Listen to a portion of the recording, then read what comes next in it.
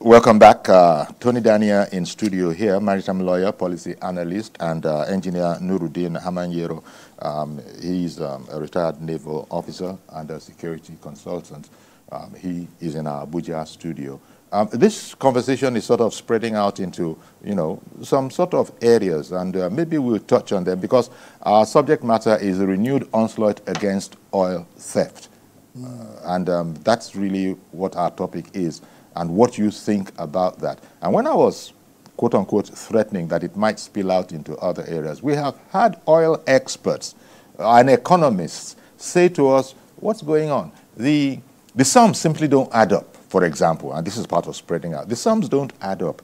If people are buying fuel in certain places in Nigeria now via NNPC at 855 naira or something like that, they say actually it couldn't be, it shouldn't be, because NNPC is landing it at much more than that. So what is going on? Is there subsidy? Is there not subsidy? But as I said, I just had to relate to what I meant when I said that this might spread out into other areas, seeing as we're looking at renewed onslaught against oil theft. But you had wanted to explain further, Engineer Nuruddeen.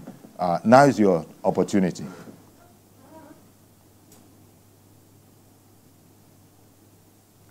Uncle Yori, Yes. I'm trying to explain to Nigerians, what is affecting the security of our pipeline, what is affecting, Yes. the production of oil, because we are supposed to be, remember, 70% of our IGR comes from oil. And if we can't maximize this production, then we cannot guarantee, the revenue generation. And to maximize this production of oil, it means we need to secure this pipeline and prevent them from being vandalized and oil being stolen. Now, how do we do that? Security has to be adequate. Security has to be adequate in the sense that we need to use state-of-the-art equipment, just like the way it is all over the world, especially in oil-producing areas. Mind you, we are 13th in terms of oil production, according to OPEC analysis. And we are 10th in terms of crude oil reserve in the whole world. But how can you put that side by side with what is obtainable with our peers all over the world? Which country on earth that has the dynamics of Nigeria, population and mineral resources, that today you can equate with what is going on in Nigeria? Nowhere, Uncle Yori. Nowhere. We need to understand these things. And what I'm trying to explain to Nigerians is what is affecting this security is that personnel who are supposed to be doing this job, I said it the last time, and I mean it, and the president has to look into this, are not properly taken care of. They have been neglected. Do you know that just of recent, I think 2 days ago, about 1,000+ personnel are resigning from the armed forces? And it's so unfortunate that I saw somebody on the national television saying most of them are going on health ground, some of them family. There is no way 1,000 people will apply to leave the service. They have been adequately trained. The federal government has spent a lot of resources, and their duty is protection of our national asset and security. They will just live in the midst of their career. There is something wrong, and that thing has to be investigated. And that is the part I am more concerned, because a lot of people are still in the pipeline to leave, and we must investigate this matter and reject the armed forces and free it like the way it is obtainable over the world, all over the world, so that personnel will live their life, enjoy the service, and dedicate their services to Nigeria, so that we will get to start seeing the dividend of people who have, pledged to serve this country, and not that in return they will be victimized for any reason. That is my part, and we have to be discussing this line because it is affecting everything.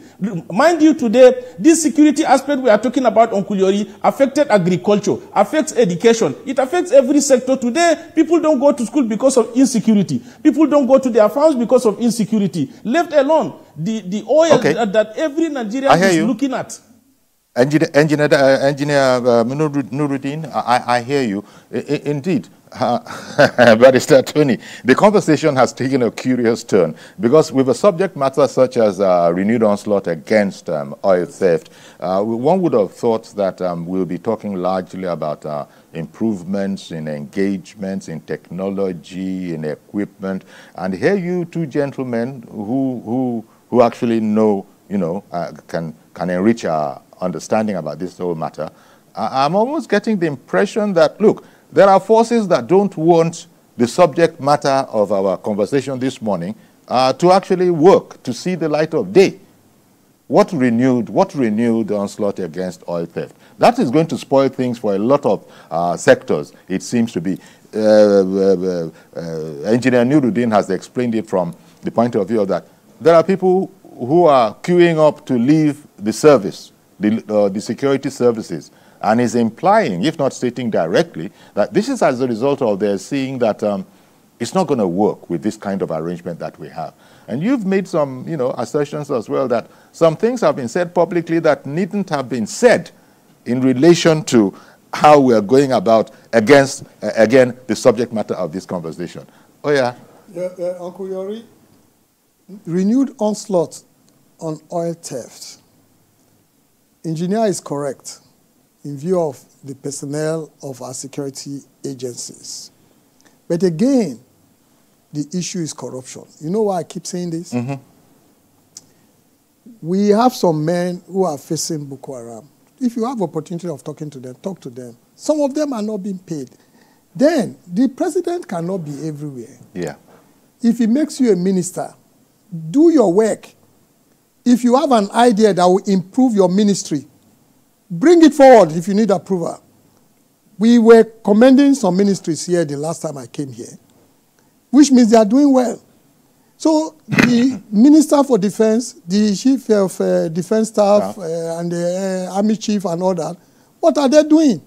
If I am a young officer, I have an idea that will improve, and my Oga, all he's doing is how to acquire land, how to buy more cars, how to marry more wives, my idea will not sound good to him.